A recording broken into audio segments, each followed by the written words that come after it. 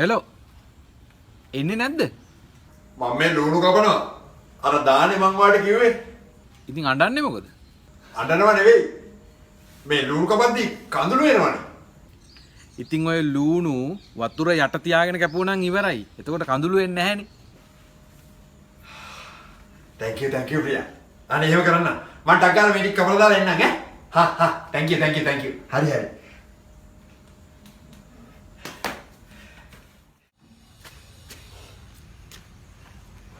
යන් ලුණු කපලා ඉවරද? ලුණු කැපුවා කියන්නේ වාගේ ක්‍රමේ නම් මරුවා එක කඳුළු බින්දුවක් නෑ. ඒ තමයි මං කිව්වේ වතුර යට තියාගෙන ලුණු කපුවම කඳුළු වෙන්නේ නැහැනේ. නියමයි.